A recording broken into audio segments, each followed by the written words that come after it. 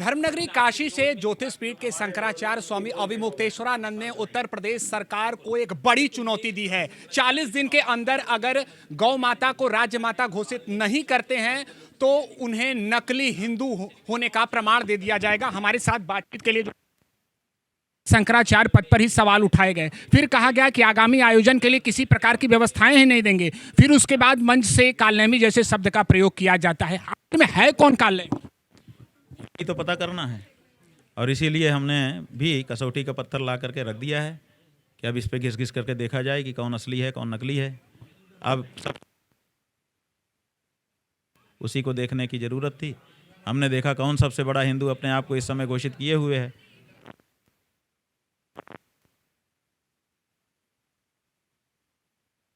शंकराचार्य होने का प्रमाण मांग रहे हैं, इसलिए उन्हीं को सबसे पहले कसौटी पे कसा जाए।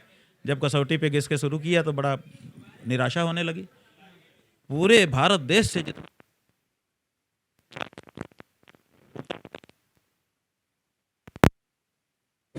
कांपने लगा अंतःकरण।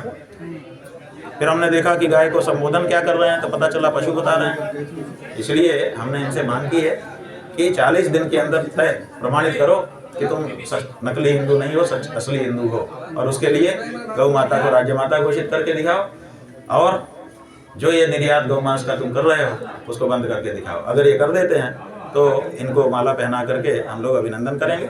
अगर ये स्वयं सामने ना आए तो इनके फोटो को माला पहना करके इनका अभिनंदन करेंगे, और नहीं तो पब्लिक में ये बात साफ हो जाएगी कि ये जो अपने आप को सबसे बड़ा हिंदू घोषित करता था ये तो हिंदू ही नहीं निकला, ये तो नकली हिंदू छद्म हिंदू है, कालनेमी है। यानी ये कालनेमी उस समय साबित हो जाएगा कि कौन कालनेमी है? जी बिल्कुल साबित हो जाएगा। ये बताओ, हिंदू के घर में गाय का मांस बिके, हिंदू कह पाओगे उसको?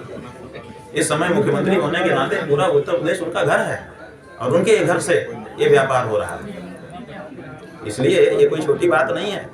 महाराज जी, अनेक धार्मिक परंपराएं आयोजन हमारे सनातन संस्कृति को प्रमुख बनाते हैं, लेकिन इस प्रकार से जो प्रयागराज माघ मेले में इस बार हुआ, आप भी बता रहे हैं कि आप बहुत दुखी हैं उससे।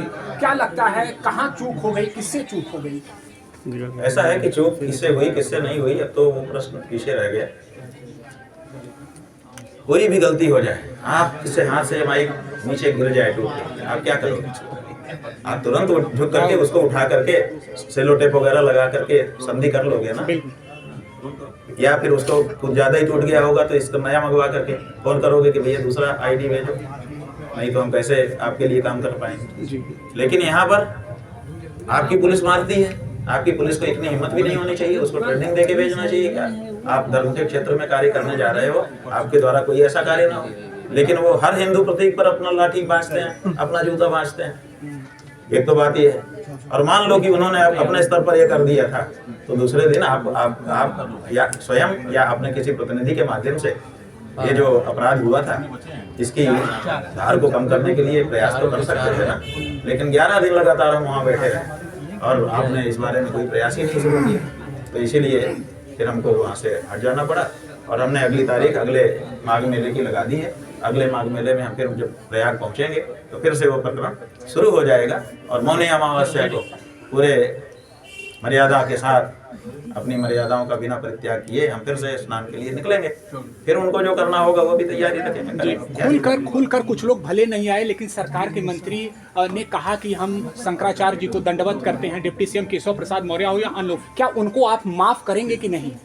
बात यह है कि खुलकर के जो लोग आए, कम नहीं आए, बहुत से लोग आए, बहुत से लोगों ने तो बड़े बड़े कदम उठा लिए, तो इसलिए खुल करके कोई नहीं आया ऐसी बात नहीं है। लोग देशव्यापी विश्वव्यापी निंदा हुई, विदेशों तक से लोगों ने उपवास रखे। बहुत सारे लोगों ने हमको बताया है कि जब तक आप स्नान नहीं करेंगे हम भी संगम स्नान छोड़ रहे हैं। यहाँ तक कि कल्पवासियों ने संगम स्नान छोड़ दिया, गंगा स्नान छोड़ दिया कि जब तक हम महाराज ही नहीं नहाए। तो व्यापक प्रतिक्रिया हुई है, लेकिन इसमें हम लोग कुछ कर नहीं सकते थे क्योंकि ताकत उनके पास थी भौतिक, तो इसलिए हम लोगों ने आध्यात्मिक ताकत से सारे प्रकरण को सह लिया, बैठे रहे, क्या कर सकते। तो महाराज जी, दिल्ली के बजाय लखनऊ, दिल्ली पहले था कि निर्णय वहाँ पर? हाँ, दिल्ली था, हम लोग तो दिल्ली ही जा रहे थे, 10-11 मार्च को दिल्ली में ही करना चाहते थे, लेकिन जब बीच में सबसे बड़े हिंदू आ गए और गौ माता की आवाज को दबाने की कोशिश करने लगे तो पहले सोचा कि भाई जो सामने आ गया पहले उससे से निपट लिया जाए, तो इसीलिए दिल्ली की जगह लखनऊ रख इस दिया। विषय पर अंतिम सवाल, क्या कोई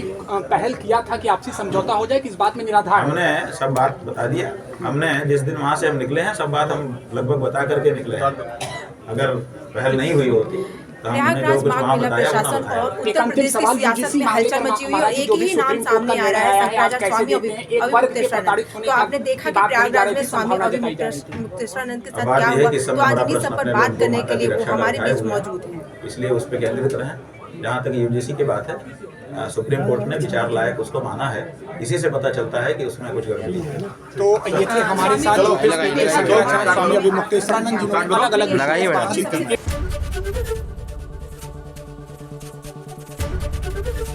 एबीपी गंगा, खबर आपकी, जुबान आपकी।